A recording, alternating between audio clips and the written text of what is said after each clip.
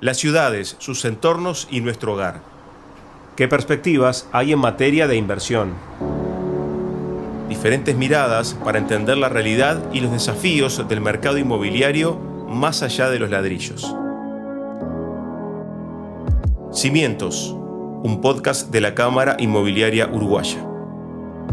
Uruguay entre la región y el mundo. Bueno, una cosa es la situación coyuntural de este año de corto plazo y otra cosa es la tendencia hacia la que en la economía uruguaya está transitando y la que debería seguir transitando para no frenar un proceso de crecimiento. Ignacio Muncho, economista, director ejecutivo de Ceres. Pues hay que tener bien claro que son dos cosas distintas. El 2023 es un año de crecimiento prácticamente nulo de la actividad económica por muchos factores, entre ellos la sequía, la situación con Argentina, que ha hecho que mucho del consumo uruguayo se transfiera, se realice en Argentina, no solo en el litoral, sino también en Buenos Aires, y también ha contribuido un encarecimiento del financiamiento internacional con tasas de interés en el mundo que han estado más altos de lo que se esperaba. O sea, hay un contexto climático, regional y global que no ha ayudado este año y por lo tanto vamos a tener un año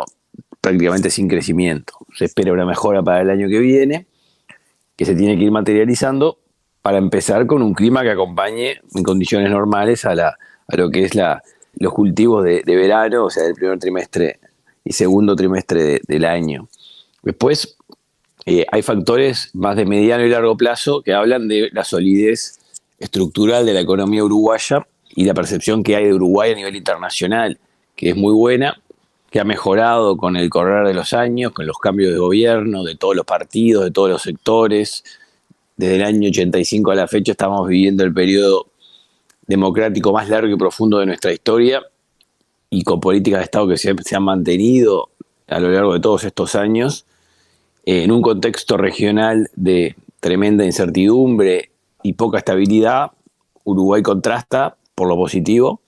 Eso es muy bien percibido por los inversores internacionales de todo el mundo que muestran interés en nuestro país y que llegan a invertir no tanto como necesitamos, ¿no? Eso también es importante tenerlo claro porque hay mucho interés que algunos se transforman en concreciones, pero otros quedan por el camino por varias razones, entre ellas por una situación de que Uruguay es un país caro, o sea, de costos para las inversiones, y también porque tenemos un Estado en general en todas las áreas relevantes para concretar una inversión que no es ágil, que no ayuda, ¿no? Que muchas veces tranca sin hacerlo de forma voluntaria, pero no facilita al inversor para que se concreten las inversiones, lo cual es clave pensando en esta tendencia de largo plazo, de continuar con una senda de crecimiento hacia adelante. O sea que en ese escenario hay mucho deber pendiente que capaz que no depende del exterior, depende más de lo que hagamos acá. Sí, el exterior siempre es muy importante porque lo que estamos viendo y que ha sorprendido al mundo este año son las tasas de interés que no han bajado lo que se pensaba. Ya a esta altura hay gente que piensa que estamos en niveles de tasas de interés internacional que son la nueva normalidad, o sea, un costo del financiamiento más alto del que estábamos acostumbrados en la última década. Y eso afecta a las decisiones de inversión, hace más exigente cualquier proyecto para invertir en el Uruguay en materia de rentabilidad, porque va a haber la competencia más grande. Me refiero a competencia con otro tipo de inversiones en el exterior, en economías avanzadas, por ejemplo, en Estados Unidos, comprar un bono de Estados Unidos, del gobierno, un bono del Tesoro, sin riesgo cero, instrumento libre de riesgo. Para que te hagas una idea, hace un año y medio atrás pagábamos una tasa cercana al 1%, hoy paga cercano al 5%. O sea, se multiplicó por 5 el retorno de esa inversión sin hacer nada para el inversor. Y cuando uno piensa en Uruguay, para atraer un inversor, hoy la competencia, y se prevé que para los próximos años no cambie mucho, es más exigente. Por lo tanto, hay que redoblar esfuerzos para que se puedan concretar en nuestro país la misma inversión que hace un año y medio tal vez se concretaba o se resolvía. Esto es la dinámica permanente de un país integrado al mundo y una situación global que hoy ya no existen inversores que no estén con una posibilidad de colocar su capital en diferentes lugares, en diferentes instrumentos financieros o en diferentes tipos de inversiones productivas. Entonces eso juega siempre. Y lo cual, en esto que acabo de decir, lo que estamos viviendo ahora nos hace aún más exigentes las condiciones y redoblar esfuerzos para que la economía uruguaya y el Estado uruguayo ayuden a que se concreten los proyectos y no compliquen, como a veces lo hacen, de forma a veces inexplicable. Es decir, considerando lo bueno que vos evaluás que está bien, tampoco se puede cometer el error de pensarse hacia afuera como una isla. En los términos actuales es imposible pensarse como una isla. Bueno, Uruguay es una especie de isla de estabilidad en esta región latinoamericana que ha tenido muchos años ya continuos de inestabilidad. Lo es Uruguay y es percibido como una isla, pero también es una isla cara Ujú. y bueno, todo juega, ¿no? Porque un inversor quiere estabilidad, pero también quiere rentabilidad. No alcanza solo con la estabilidad porque nadie invierte para no ganar nada o para perder la inversión. Hay que acompañar esa estabilidad con algo de rentabilidad. No mucho, porque el que viene a Uruguay sabe las reglas de juego, sabe que es un país que no va a hacer un salto grande de rentabilidad, pero sí es algo que pueda competir con una inversión libre de riesgo, que hoy subió mucho el retorno cuando uno ve tasas en Estados Unidos. Por eso digo que es tan importante el contexto internacional y que nos obliga a ser más exigentes con lo que internamente se hace en el Uruguay. Y te lo planteo al revés, lo que pasa en la región nos puede perjudicar en esa mirada pensando si Uruguay está bien, pero los vecinos no tanto, y en particular Argentina. Bueno, depende para qué, ¿no? O sea, en general, que a Argentina le vaya bien, a Uruguay le favorece. Cuando a Argentina no le va bien o está en momento de crisis, aparecen algunos coletazos positivos para el Uruguay, como lo hemos vivido en los últimos años, con determinados sectores específicos y determinados empresarios de Argentina que se han venido a vivir al Uruguay, o como hemos vivido en el pasado, con determinados sectores productivos que se fueron desarrollando el impulso de Argentina, pero pasando raya, digamos, haciendo el balance general, siempre nos conviene como país que a Argentina le vaya bien, no que le vaya mal, porque Argentina es además de todo el 70% de un sector que es el turismo en el Uruguay, que es muy importante, es el principal cliente por lejos, histórico, presente y futuro de todo el sector turismo del Uruguay que cuando Argentina está complicado y por lo tanto está muy barato con respecto a Uruguay, pero con respecto a todo el mundo, hace que llegue muchísimo menos argentinos y gasten menos y tengamos malas temporadas turísticas o flojas como hemos tenido en los últimos años más allá de la pandemia. Hoy hay una discusión muy activa y es la inserción internacional y cómo Uruguay, sin dejar de mirar el barrio, tiene que mirar otros horizontes. En ese sentido, ¿cómo ves ese debate o esas posibilidades de Uruguay? Creo que a lo largo de estos años Uruguay como sociedad ha progresado en el sentido de que cada vez se discute menos que al país le convenga ser un país más abierto e insertarse más al mundo. Algo que esto no era tan así hace unos años atrás. Creo que hoy está encolumnado el país en una visión aperturista, digamos. Eso es un avance que el actual gobierno lo ha empujado, pero también el anterior cada vez con más profundidad. Este ha sido muy insistente en la apertura. Y lamentablemente los resultados no han llegado, ¿no? O sea, ese es otro tema, porque ya ahí el tango se baila de a dos, ¿no? Entonces ya no depende solo de Uruguay.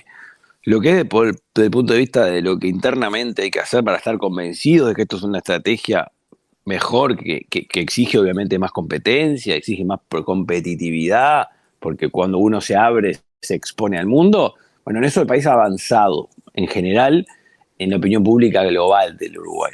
Lo que no se ha traducido aún es en acuerdos comerciales concretos o mejores situaciones particulares, no arancelarias, por ejemplo, de ingreso a otros mercados, que es un trabajo permanente que trasciende los TLC, ¿no? No hay que pensar en términos de TLC permanentemente, que es algo que es sumamente complejo, que no se hacen todos los días. En el mundo hay muy pocos TLC firmándose. Lo que sí se ve es avances puntuales con determinados productos que mejoran sus condiciones de ingreso a un mercado que es relevante para el país, y eso le puede cambiar la dinámica de un sector productivo del Uruguay. Como grandes hitos que pueden estar cerca, creo que lo más importante es el acuerdo Mercosur-Unión Europea, que hace más de 20 años que se está negociando, que hay bajas expectativas de concreción, aunque no está descartado, y creemos que en el escenario optimista, digamos, que se pueda concretar desde el punto de vista político, llegarse a un acuerdo que depende enteramente de Brasil a esta altura, sería muy positivo para el Uruguay y para el Mercosur, porque viene atado a otros acuerdos que el Mercosur puede tener con otras regiones del Asia, pero que bueno, está todo en stand-by porque está la situación media paralizada y con muchísima incertidumbre de lo que puede ser la estrategia de un gobierno de Lula, que lo ha dicho explícitamente en varias ocasiones, que quiere sacar el acuerdo adelante, quiere concretar el acuerdo, pero que no da señales claras de poner sobre la mesa las reglas claras para que Europa también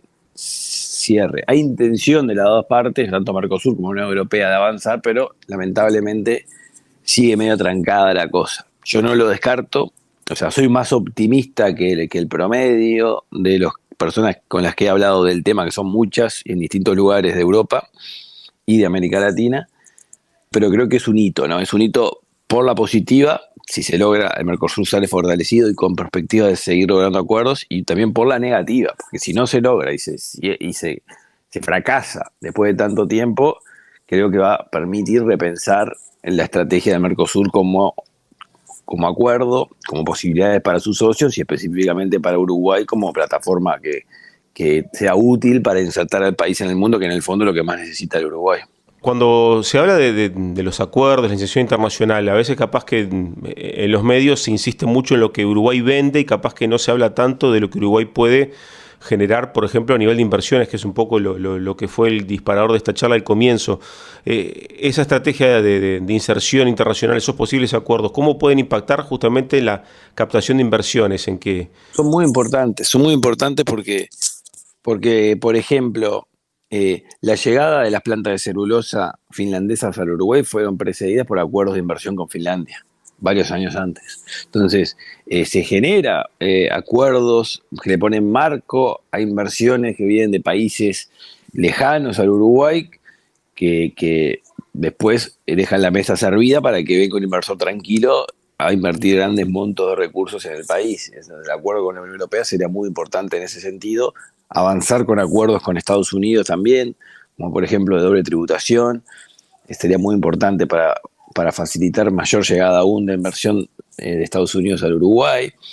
Es muy importante la llegada de inversiones a través de los acuerdos. Nosotros hemos insistido públicamente en que Uruguay debería dar una señal fuerte a nivel internacional pidiendo la membresía plena a la OCDE, que es digamos, grupo de países avanzados que hemos tenido a lo largo de los años distintos encontronazos por listas grises, pero que eso básicamente es una parte minúscula de todo lo que implica. Uruguay ya ha hecho los deberes en la parte fiscal y en la parte tributaria, es muchísimo más que eso. Implica dar una señal, por ejemplo, como hace una empresa cuando logra una acreditación o una certificación de calidad. Eso de ser miembro, por ejemplo, pleno de la OCDE, que Uruguay ni siquiera empezó el proceso aún, pero estaría en condiciones de lograrlo porque Uruguay ya cumple con muchos de los estándares de calidad, pero cuando uno tiene el sello, a igualdad de condiciones, esto es como una empresa, a igualdad de condiciones, cuando uno está buscando una empresa, un proveedor, y tiene que elegir, bueno, se va a fijar si tiene determinado sello de calidad y va a elegir, porque eso va a darle tranquilidad, darle una señal. Eso a nivel de inversiones es muy importante, dar señales de confianza, señales de compromiso con determinadas políticas, con políticas de certeza, de estabilidad, de seguridad, que son en el fondo buenas prácticas que en particular, como digo esto, perteneciendo a la OCDE, por ejemplo, Uruguay lo tendría y facilitaría el flujo de inversiones porque, bueno, son señales que se leen, se interpretan y se actúa en consecuencia. Te planteo una hipótesis, sin llegar a hablar de un tratado macro. De repente la realidad hizo que muchos argentinos se vinieran a Uruguay y que en definitiva hubiera un flujo de inversión, por ejemplo, en el mercado inmobiliario. ¿Ese tipo de situaciones están atadas a esa coyuntura o se puede mirar un poco más a Uruguay como un lugar para aprovechar ese tipo de circulación de dinero el interés, por ejemplo, de invertir en ladrillos de argentinos con buen capital? Creo que históricamente Uruguay ha tenido olas de llegada de inversores argentinos que han venido de la mano de la situación coyuntural de Argentina, ¿no? Hay varias olas de mediados del siglo pasado y que han venido de la mano, por ejemplo, del desarrollo de Punta del Este como destino y como uno de los lugares balnearios más destacados del mundo.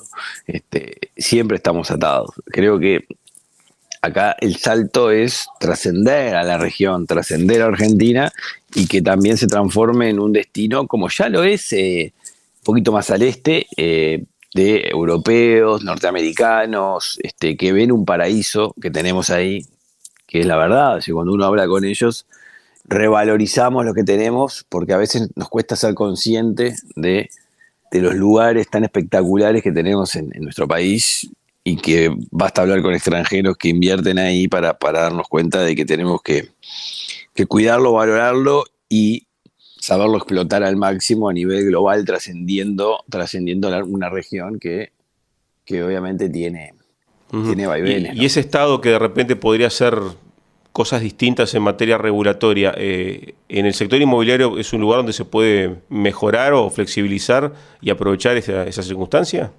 Por supuesto, o sea, hay millones de cosas que afectan a decisiones inmobiliarias que se podrían solucionar. Por ejemplo, A catastro, ver. siendo lo más básico posible. O sea, en particular conozco casos concretos de con inversiones inmobiliarias grandes, extranjeros, que no pueden creer que esperen más de 6, 7, 8 meses una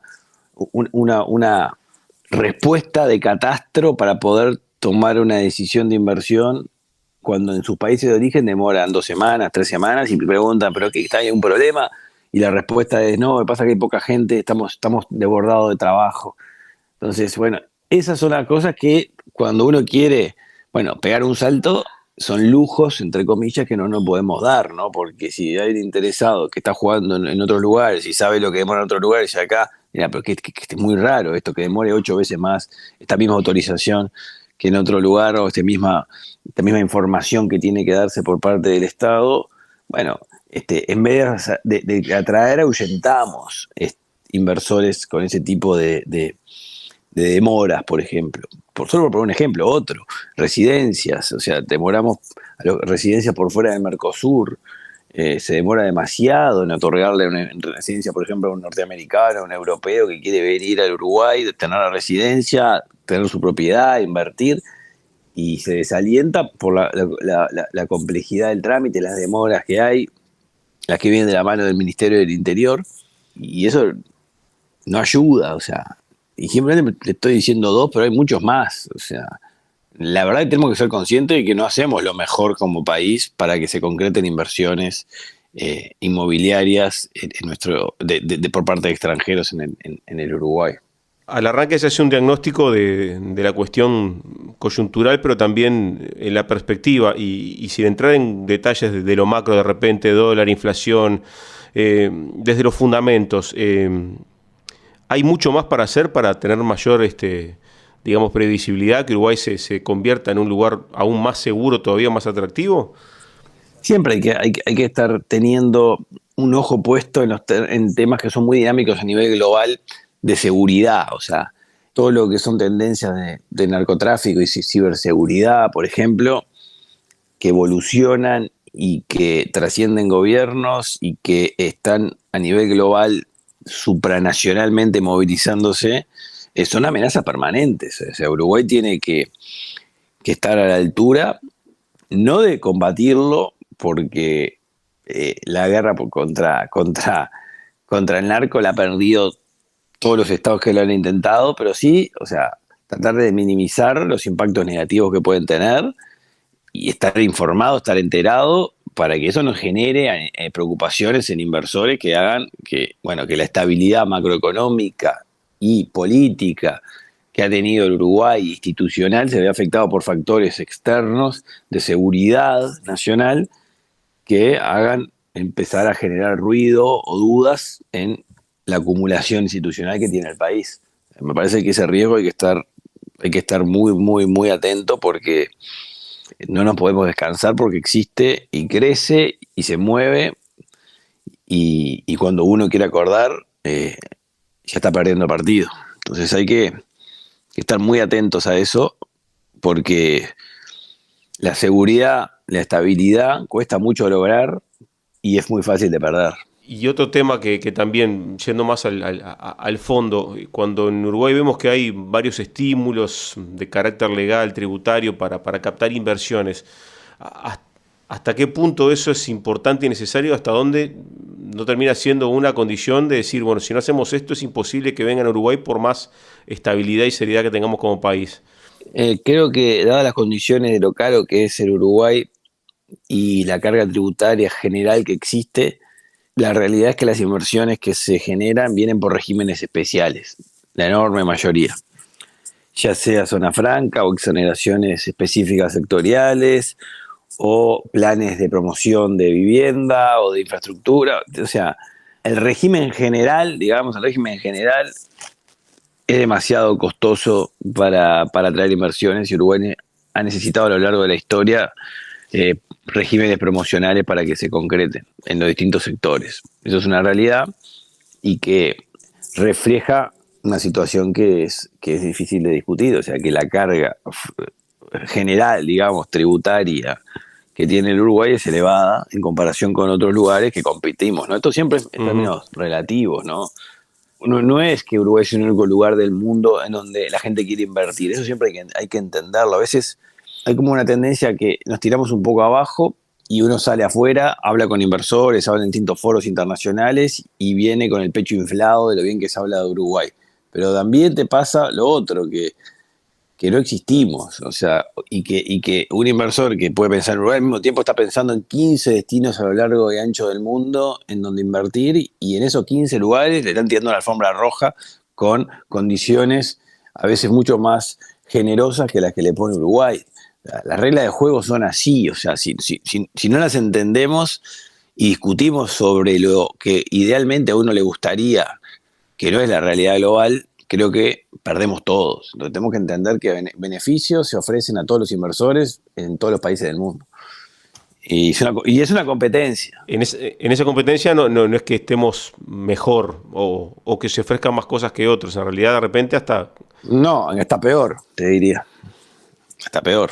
siempre desde el punto de vista de que se pueda hacer mejor lo que ya el Estado hace o por dónde pasa. ¿También los privados pueden jugar a favor de esto? Bueno, generalmente estas cosas son tributarias, son de ventanillas únicas, de facilitación de requisitos, de trámites que el Estado pone. O sea, el rol privado en este caso, que es muy importante, viene más por el lado de concretar el negocio, viajar, ir hacia los polos donde se mueven las inversiones. El Estado puede abrir la puerta, pero el negocio lo cierra el privado. Entonces, a la hora de cerrar los negocios con mercados no tan conocidos para el Uruguay, pongo el ejemplo, por ejemplo, de Arabia Saudita, de Emiratos Árabes, lugares que he estado últimamente tratando de que se conozcan más, porque hay muchísimo inversor ahí y que le interesa conocer más e invertir más en América Latina. Bueno, pero entonces hay que hacer un gran trabajo de inspección, de conocimiento, que es una inversión que tiene que hacer el que quiere promover esa inversión, el que la quiere ir a buscar. O sea, ahí hay que apostar también. Y esa apuesta, en parte, clave es del sector privado, o sea, para atraer inversores. Entonces, es una tarea público-privada. El que hace el acuerdo, el que hace la promoción, el que dialoga, negocia con los inversores y que ofrece el producto concreto, el proyecto, es un privado. Después el Estado tiene que facilitarle todo lo que es las exigencias regulatorias y el costo fiscal asociado con la inversión. Tiene que ser un equipo que tiene que funcionar muy bien.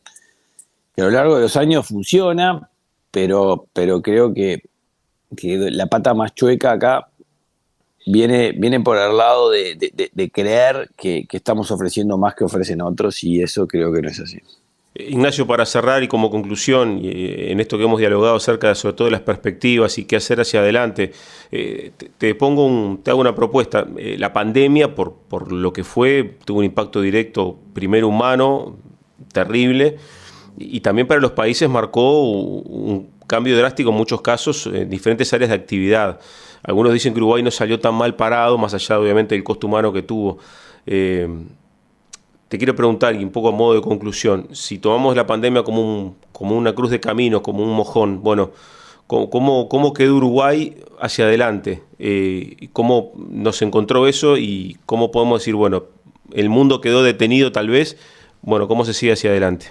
Uruguay marcó una forma de enfrentar el problema que fue muy valorado en el mundo. O sea, lo que el presidente de la República llamó libertad responsable, que básicamente, si uno tuviera que decirlo con otras palabras, es confiar en las personas, confiar en los individuos que son capaces de tomar decisiones, y más que pensar en que un Estado superior a las personas que tienen que estar tomando decisiones por las personas.